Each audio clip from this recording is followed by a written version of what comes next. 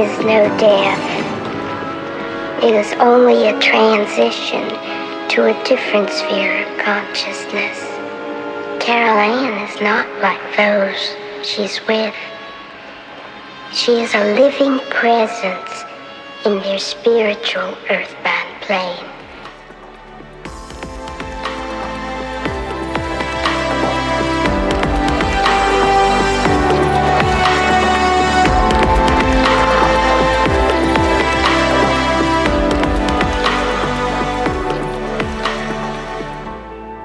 Hello and welcome to episode 85 of the Talking to the Dead podcast.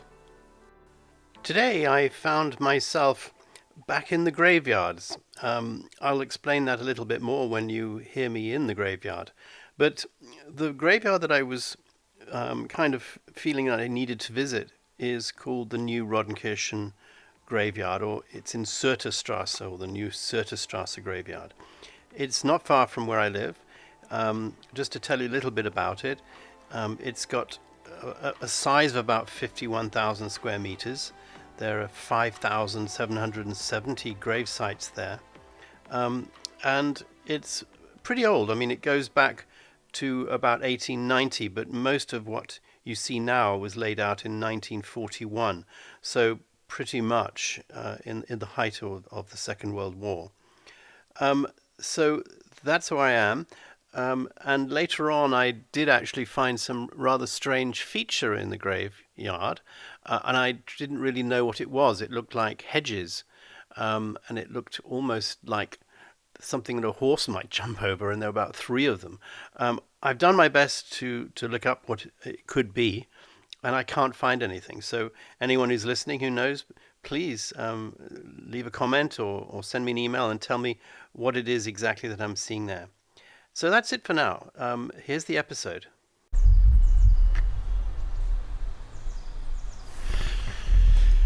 Well, I just came here on my bicycle. I'm at the Rodenkirchen Cemetery again. This is the cemetery that I went to last year when I gave messages for 3 or 4 people. And a particular memory was talking to somebody who was on behalf of a young lady who was having a lot of problems at the time, and she was in a way not knowing what to do with her illnesses, and she's a lovely lady who I've obviously been in touch with, and an awful lot of what I said at the time that came through for me, she said meant a tremendous amount. It was very much about nature, and that she should work more closely with nature and even consider, as she grows up, to have a career within nature, because I felt if she did that, healing would come. So I have been in a bit of a quandary over the last few days, because I wasn't too sure what was going to happen this week. Regular listeners will know that usually it's during the week that things happen to me, and I get a feeling or a dream or something that makes me feel I know what's going to happen, and I either do lots of research or I don't, or I have a dream and I need to talk about it, or I need to go to a place, and usually I don't know why I need to go to a place, but it comes to me. That's exactly what happened actually this morning. I had an idea what I wanted to do for the next podcast, but it's been superseded by a very strong feeling that I had that I needed to come to this particular graveyard again. And I don't know why. So I've done my protection ritual, and it's quite fun to get back into this again, because I haven't actually done anything involving talking to the dead per se for a long time. Must be over a year. Maybe that's what it's all about. And something is happening. Something in another dimension wants to make contact with me, and so I'm here. And obviously, I've learned a lot since I was here over a year ago. I certainly realized that there is no separation between what we consider to be the dead and interdimensional entities. That is completely certain in my mind. And it's what's being revealed to us, I think, by the disclosure movement that's happening, particularly in the United States. We've discussed that before. But I know that we're getting to a time that it's going to be revealed that governments have been in touch with interdimensional entities for a long, long time. And as I have read in other areas, the ability for humans to be in touch with entities from other dimensions has been something that's been going on for thousands and thousands of years. Now, it's something that is going to come probably as quite a shock to some people, because maybe there's a comfort in knowing that life is life and death is death. And although some people don't believe, or a lot of people don't believe, that anything happens to you after death, a lot of us do believe quite the opposite. And it is, though, still very much put into a certain category, which is sort of filed under religion and faith. And I'm just saying that I've realized in the last year that it shouldn't be really filed under that at all. Or maybe it should be under a subheading. That should be a subheading, religion and faith, under science. Because, in fact, moving out of the physical body requires the consciousness of a human to go into another realm, into another dimension. And therefore, that consciousness that is me returns to the overall consciousness that is everything I have ever been and ever will be. And it's a fascinating concept that has really convinced me over the last year. And it brings me back to the graveyard. You'll remember that I discussed about graveyards a couple of times, and I'll just remind you a thought that came to me, is that graveyards are not the empty places that many people think they are. They're not just this place for eternal rest. Depending on the age of the grave, and depending on whether people still feel some sort of connection to the energy of the person who is buried here, they are very much living places. Not that that person's entire consciousness is still here. By no means is that true. But anything that a person touches, anything connected to the human body, leaves a form of consciousness imprint that can be detected by people like me, perhaps, or even family members, of course, who will come here and pay their respects. And as long as that energy, I think, is sort of actuated by people coming, then I think it remains.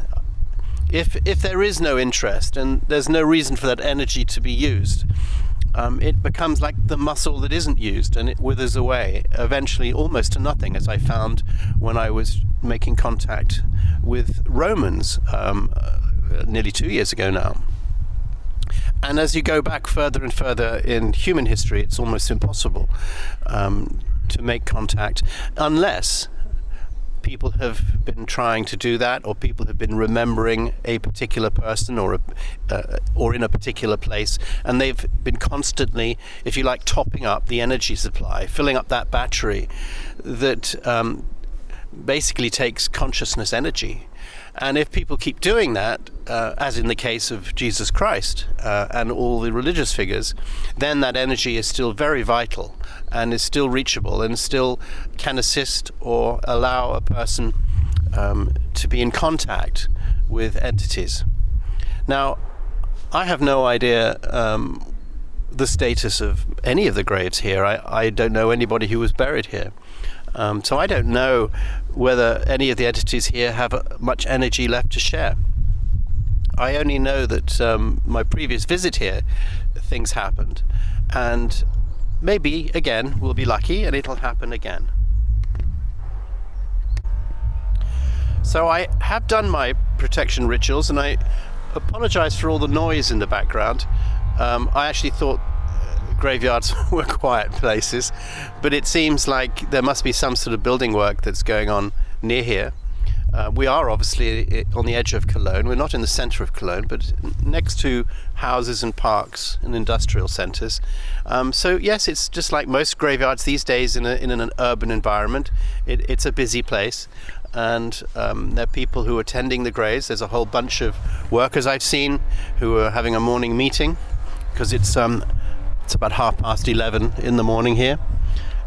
It's a beautiful sunny day. It's cold, it's about 3 degrees, but there's not a cloud in the sky. Well, a few wispy clouds, but not much.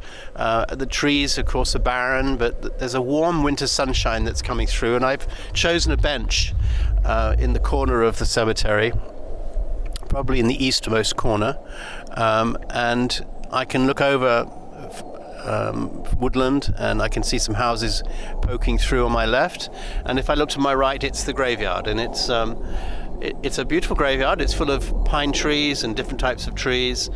It's very well tended, as I found most of the graveyards are here. It's row upon row upon row of beautiful stones, some very grand and some very simple.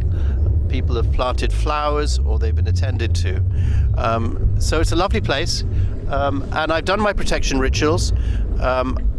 So I feel that, as I've said before, I do that if I'm going to contact entities that are in other dimensions, primarily not because I feel a fear, or that I feel that it's something that I have to do to protect myself. It's just called protection rituals. I do it because I've learned that it's polite, and it's a sort of way of establishing that contact with something that's beyond me.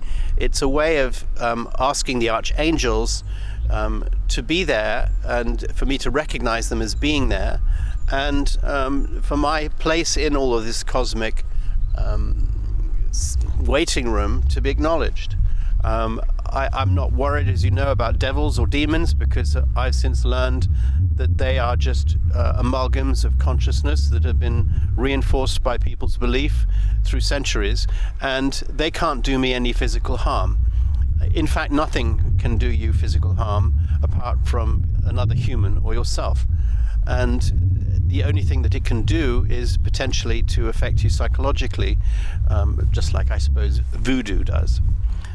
But perhaps also doing that protection ritual makes me feel psychologically safe as well, that I'm not going to be scared or hurt by anything. So I would invite anybody who would like to come through to me. While I'm doing that, I'm just going to have a little walk around some of the graves that are here, and that might be interesting for you who is listening, just to get an idea of the sort of ages and the lives of people here. And I think doing that also allows me to show my interest, and for me to show that I care, that I am actually here, and any energy that is around is completely welcome to come and speak to me. The first small cross I'm standing in front of, it seems to have 3 people buried here. There's Doris Schmidt. She was born in 1911, and she died in 1989. And there's somebody called Dorothee, also buried in the same area. It says 1961 she was born, which is 1 year older than me, and this lady died in 1 year younger than me, and she died in 2007. So that's a shame. So that I don't know whether it was the daughter or what. I would imagine it was. And then Ernest is buried here, Ernest Schmidt, and he was born in 1936, just at the beginning of the Second World War, and he died in 2021. And next to the Schmidts on the right is Laura Sagun. She was born on the 13th of February 1999, so not long ago, in February. 6th of January 2021 she died. So yeah, she wasn't that old. And funny enough, right at the very bottom of the stone it says mature, which is interesting because the poor lady was only 22 when she died, and it has a few little pebbles and a few flowers.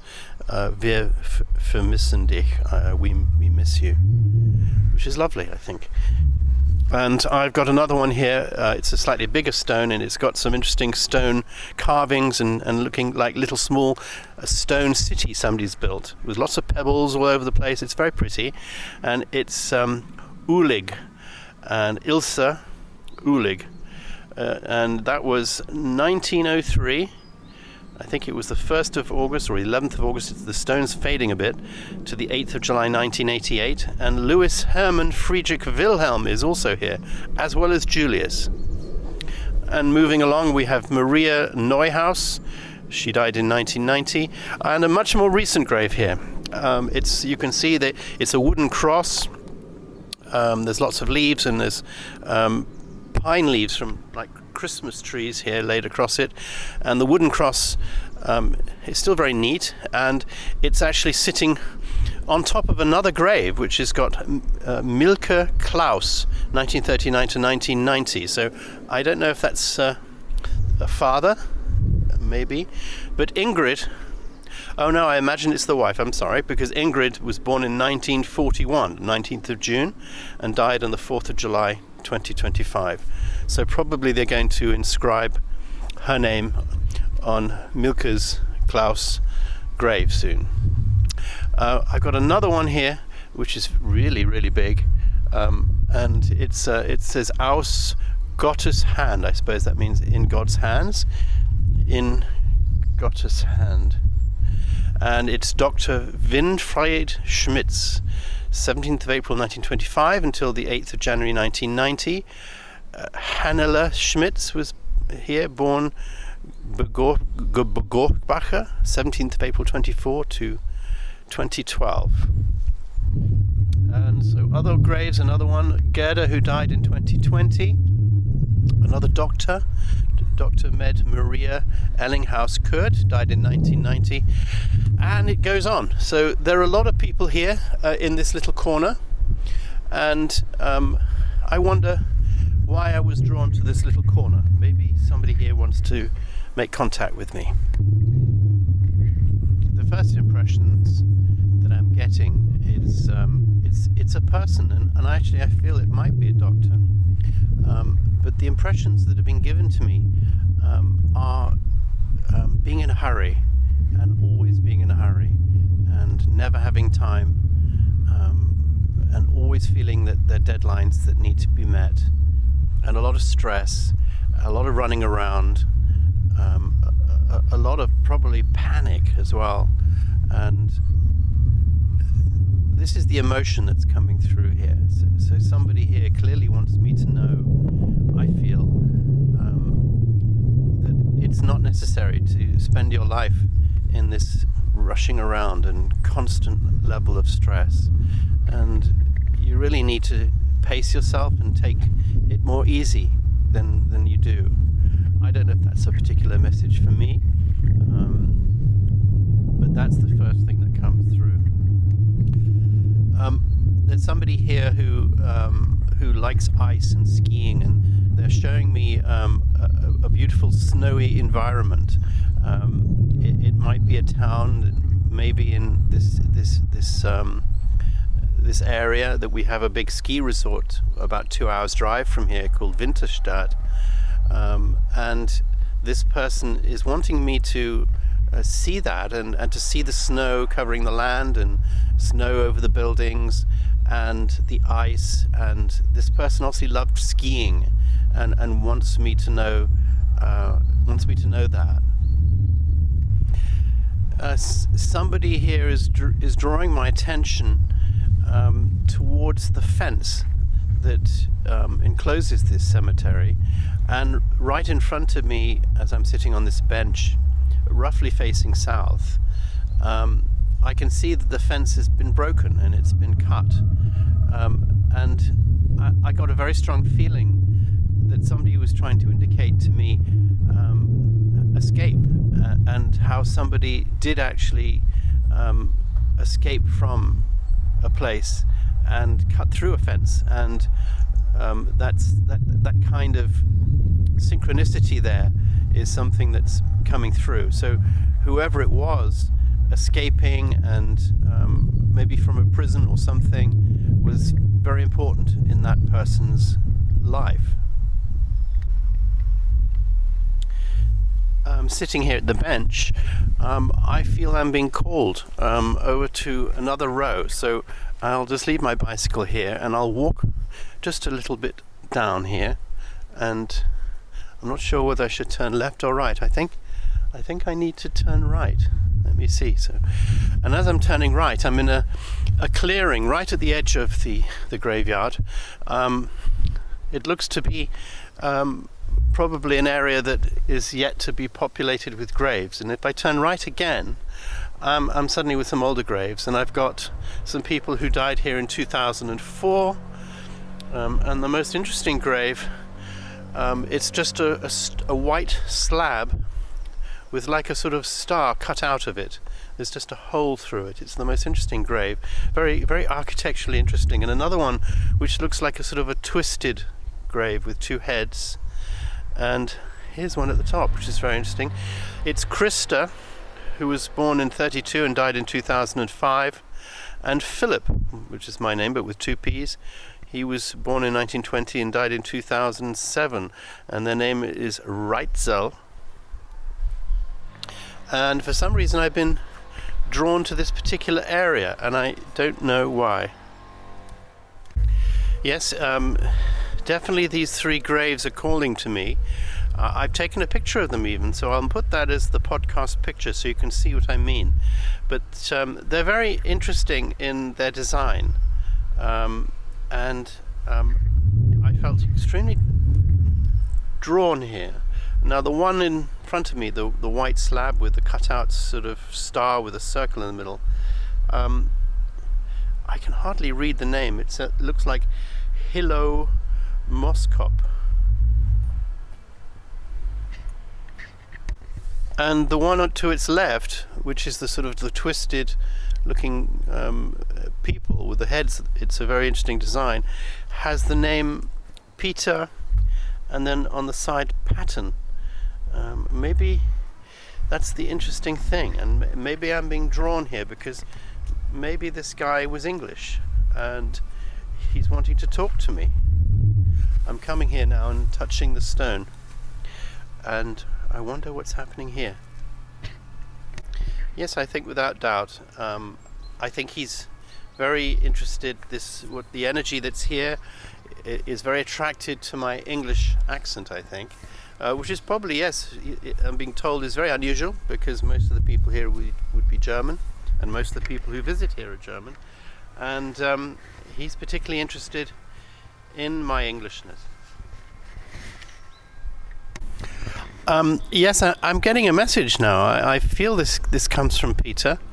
I think he just wants to tell me a little bit about his history.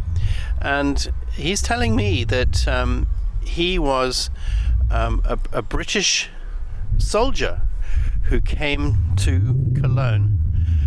He's saying that he came after the war, and he met a German girl and fell in love with her and ended up staying in Germany, staying in Cologne and near this place.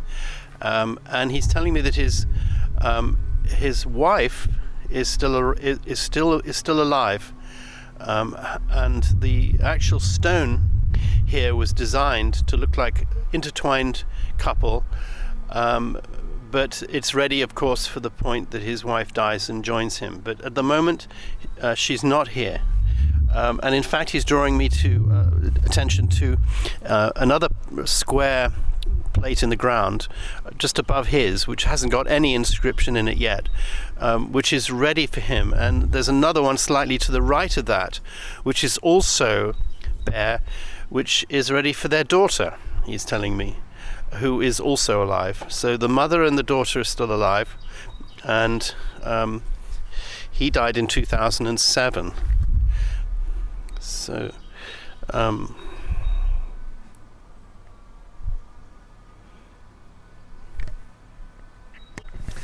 he's actually correcting me. It wasn't him who was the soldier, it was his father who was a soldier. And his father came here and fell in love with a German, and he was born here. And in fact, he says he was born after the war, just after the war, the year after the end of the war. And he said that he brought up his family here. So yes, he was born after the war, and his wife is still alive, and his daughter is still alive. But this is not his grandfather's grave. I hope I got that right, Peter. Yeah, interesting. Peter, I think, is trying to tell me a little bit about himself, and I've got a feeling he's trying to give me the impression that he was an electrician, and he worked with electricity and wiring. That seems to come through. Twisted wiring. But yes, he died not that old, probably a bit younger than I am now, and yes, no wonder that his wife and his daughter are still alive, and I think he's trying to indicate to me that he died of cancer, which is perhaps entirely possible. I get the impression that he liked music and he played the guitar and was quite a good guitarist. Well, now I've been drawn to a grave which is immediately in front of these other graves, but it's interesting because it's completely isolated. It's surrounded just by green, and which is about, I don't know, must be about 10 meters on either side. There's nothing except bushes, and if I look closely at this grave, it's full of Arabic inscriptions, and if I look at the direction that it's facing, if I look at that tree, it's not quite facing east. I mean, it's almost east-west, but it's not. If I actually look at the line of the grave, it's actually northeast, northeast, about 60 degrees.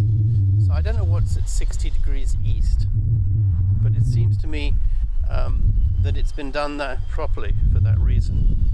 And I can just quickly run. This is the wonders of modern technology. I can put all this into my translator, my Google Lens, and it comes up as being, "May Allah bless you, Dr. Muhammad Fadal Owega." He was born in 1935 and died in 2017. And so that's fascinating. We've obviously got a Muslim grave here, and right in the middle of a traditional Protestant and Catholic cemetery in Germany, and one wonders why. And right at the very bottom is scribbled another inscription, and if I run it through, it says Allah. So that's fascinating. I'd love to know what Dr. Muhammad is doing here. And actually, I'm getting that message. The reason he's here is that there are no other dedicated, or there weren't any dedicated Muslim cemeteries near here. Although I find that very hard to believe, because we have a huge mosque now in Cologne, but that, I think, was only opened about 10 years ago. So it's entirely possible that this gentleman, when he died, was one of a few people, but they've for some reason put him, as I said, very isolated away from everyone else. It's almost as if they've done that on purpose. I get that slightly uncomfortable feeling that he's been somehow banished here to the eastern corner on his own, or maybe indeed this whole area is eventually going to become a place for Muslims, but there we are. So now I'm walking back towards where I was sitting, and I've come down another row of graves, and again the same feeling. A lot of people who died in 2006, 2017, more recently, nothing terribly old, 2011, 2009. And I'm being drawn to yet another aisle because I can see that there's obviously a new grave, and it's got a wooden cross again, and some flowers and some petals that are falling off the flowers, and it's 31st of October 1927 till the 20th of December 2025, and it's Gert Thor, and next to it is Imela Thor, and she was born 22nd of May 1929, and she died the 16th of November 2025. And I felt really drawn to that. I can feel the energy still. You feel that so much with the more recent graves. You can feel that sense of life, the force still there.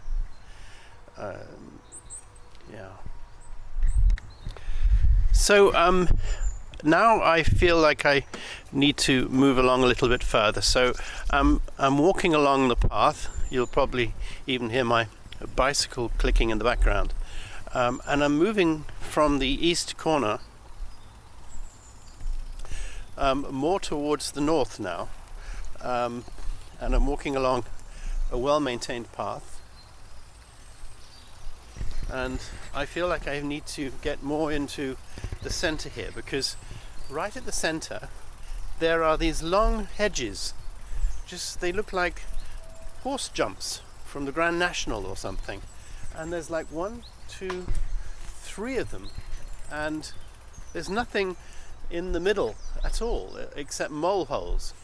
It's as if it's like some sort of memorial, like I saw in the Sūrth. It looks like it could be some sort of war memorial, but it isn't. There's nothing there at all. It's just plain grass with mole holes and these very well manicured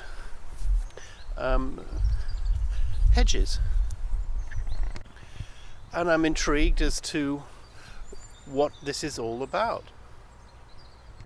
Running through the center of each is a path, but it's been completely allowed to be overgrown by grass. But you can just see the vague outline all the way along the length, down the middle of each of these grass lawns. So I'm standing here wanting to try to get some impression as to what I'm looking at. And it's a complete mystery to me. I have this slight feeling that there may well be bodies buried there, and it's either a mass grave for some reason, and I don't know why. I get that sense it's people whose bodies they didn't know who they were, maybe. I have no idea. There's something there, and it's I feel it very strongly. I'll definitely do some research on that when I get home and see if I can get an answer for everyone. And then now, finally, as I'm moving again towards the exit, I'm on a big wide path, and there's a sort of a circular planter in the middle of it, and it's a much more open area here, and I can see that there are graves from some interesting people like Zheng Wanjin, and she was born in 1979 and she died in 2019, and a very, very big attractive grave with a lovely picture of her. She's wearing a big white hat, and yes, she died quite young as well. So I'm sitting on a bench overlooking a large portion of the graveyard, facing kind of southeast. It's a beautiful warm sun on me, and I got a very strong feeling, which is why I'm sitting here. This feeling that when you die, everything comes together, that it doesn't matter who you are, where you're from, everyone is the same in death, which is not such a deep meaning. It's just that in a way everyone who has died returns to a consciousness and we're all the same in that, whatever our language, wherever we came from, whatever our religion was in life, no matter what our career was, whatever happened in our families, everything eventually is homogenized and goes back to a basic consciousness, and all consciousness is the same. There isn't that sense of the need for individuality, I'm being told. It's not necessary to have any differences. It's as if being human is the thing that separates us. It's being human that creates identity, and that creates almost division, and that when we leave our physical bodies, all of that disappears and everything fuses into a common knowledge. I have that sense that we all return to something. It kind of reminds me of something I think I heard probably in a church once, that when people are buried, and ashes to ashes, dust to dust, but everyone, if you're Christian, returns to God. And that's the sense I'm getting here, is that when we do leave our physical bodies, we all return to that type of center eventually. And from that center, of course, individuality and language and religion and everything else is meaningless, because you can choose whatever reality you want, whichever life that you wish to lead. And that's a really strong message that's coming through to here. But equally the beauty of life, because it's something that is prized because of this individuality, that you can do things that are uniquely human. And it is a gift to be able to do that. So yes, I think that's a lovely message to end on, and it's a nice feeling that I'm having. I feel very warm. I feel very comfortable here. I feel in good hands. Everyone is lovely. There's a lovely atmosphere here, and there is that lovely collective feeling that I'm being sent. That although everything still appears to be individual, and we lay out graves to show people's individuality, even in death, and they're all different. Every single grave is different. There's no two that are the same, really, apart from the small crosses. But they still have people's names, which of course creates that individuality. But they have individual designs, and they're deliberately made to look different, like we are as humans. It seems to be in our need to be different, to show our difference from each other. And yet it is so unlike where we will eventually go and where we have come from, where we are all the same and we are all connected.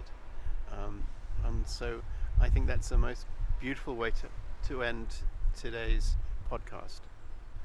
I hope you've enjoyed it, and I've really enjoyed, again, being able to be out and about and feeling the energy that I get from graveyards. I never know quite what's going to come, what's going to happen, but I hope there were some insights that were useful for you. And thank you very much to all the souls who came through, and all the energy that was sending messages to me. Just one last thing, I'm sorry, but I had to say this. Just as I was packing up to go, I had a tremendously strong feeling which I just wanted to tell you about. And it came across as I was being asked to say how incredibly interesting it is that here I am sitting in this graveyard, and there must be hundreds and hundreds of buried people. And the effort that's been put into building these graves has cost many millions, I'm sure. And upkeep of the graves is costing a lot of money and a lot of labor, and it's taking a lot of space. And you know, this is the nature of memorials. And yet nobody's here, just me. I know it's a Wednesday, and it's a working day, and I'm lucky enough not to have to work anymore. But it is ironic that all these people were very busy, like the first person who came to me earlier, rushing around, mad, having to keep to deadlines and schedules, and there was never enough time. And yet here I am, total quiet. There's no need to rush. There's nobody here. Nobody's visiting them. There is no real life here whatsoever. Just the occasional worker who's tending this park. And the message that came through to me is that of course changes when you leave your physical body, and that all of these people are all back in a collective consciousness, and in that respect they know each other. They are back with people who will never lose contact. The loss of contact only happens between the living and those who have moved to another dimension.